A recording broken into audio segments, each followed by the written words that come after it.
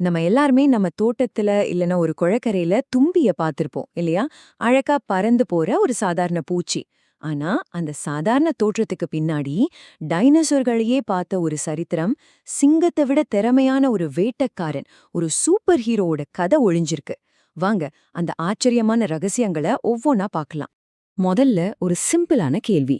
ஒரு தும்பிய பார்க்கும்போது உங்க மனசுல என்ன தோணும்? சும்மா ஒரு அழகான பூச்சி அவ்வளவுதானே? ஆனா உண்மை என்ன தெரியுமா?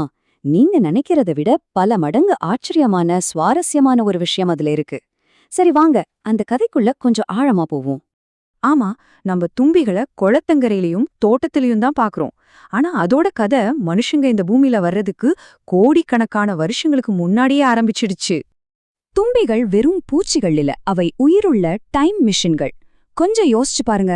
முதல் டைனோசோர் இந்த பூமியில கால் வைக்கிறதுக்கு 70 மில்லியன், அதாவது 7 கோடி வருஷத்துக்கு முன்னாடியே தும்பிகள் வானத்துல கம்பீரமா பறந்துட்டு இருந்திருக்கு.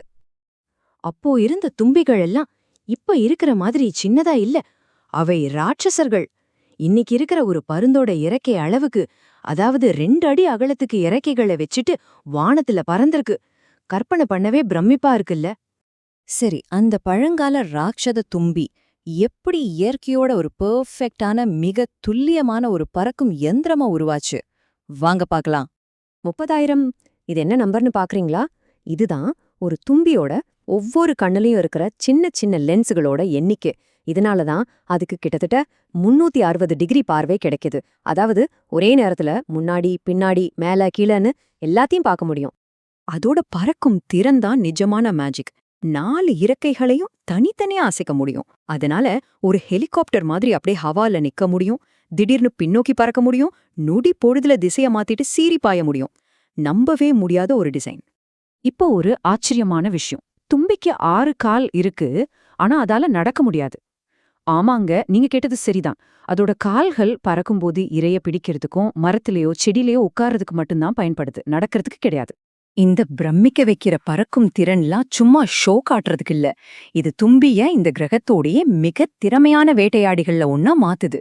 இங்க பாருங்க, தும்பி அதோட இரைய குறி வச்சா 100க்கு 95 தடவை வெற்றி நிச்சயம். இதையே காட்டின் ராஜாவான சிங்கத்தோட ஒப்பிட்டு பார்த்தா அதோட வெற்றி விகிதம் வெறும் 25% தான்.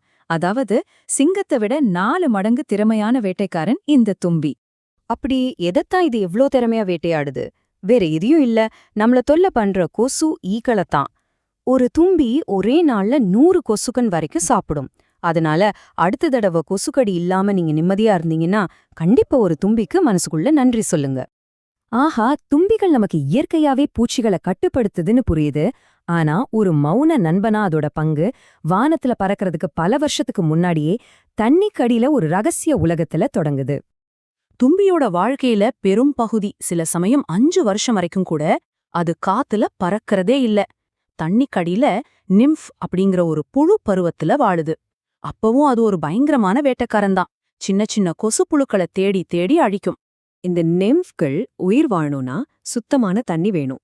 இதனாலதான் விஞ்ஞானிகள் தும்பிகளை பயோ இண்டிகேட்டர், அதாவது உயிரி குறிகாட்டின்னு சொல்றாங்க. சிம்பிளா சொல்லணும்னா அது இயற்கையோட குவாலிட்டி செக்கர். ஒரு இடத்துல நிறைய தும்பிகள் பறக்குதா, அப்போ அங்க இருக்கிற குளம், ஏரியெல்லாம் சுத்தமா ஆரோக்கியமா இருக்குன்னு அர்த்தம். அப்ப பாருங்க, இந்த ஒரு சின்ன உயிரினம் நமக்கு எப்படியெல்லாம் உதவுதுன்னு. கெமிக்கல் இல்லாம கொசுக்களை கட்டுப்படுத்துது, விவசாயத்துக்கு கெடுதல் செய்யற பூச்சிகளை சாப்பிடுது, நம்ம நீர்நிலைகள் சுத்தமா இருக்குன்னு நமக்கு சிக்னல் கொடுக்குது. இது எல்லாத்துக்கும் மேல அது மனுஷங்களுக்கு எந்த தீங்கும் செய்யாது, கடிக்காது, கொட்டாது. ஒரு சைலண்ட் கார்டியன் மாதிரி. 30 கோடி வருஷமா தப்பி பிழைச்ச ஒரு உயிரினம், தோற்கடிக்கவே முடியாத ஒரு வேட்டையாடி, ஆரோக்கியமான சுற்றுச்சூழலோட அடையாளம். இவ்ளோ சிறப்புகள் இருக்கிறதால தான் ஜப்பான் மாதிரி நாடுகள்ல தும்பிய வெற்றி, வீரம், தைரியத்தோட சின்னமா பாக்குறாங்க. அதுல ஆச்சரியப்பட ஒண்ணுமே இல்ல.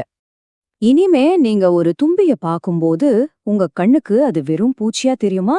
இல்ல, கோடிக்கணக்கான வருஷ சரித்திரத்தோட வாழும் சாட்சியாகவும் இயற்கையோட மிகச்சிறந்த பைலட்டாகவும் நம்ம உலகத்தை சமநிலையில வைக்க உதவுற ஒரு சின்ன மௌனமான பாதுகாவலனாகவும் தெரியுமா? யோசிச்சு பாருங்க.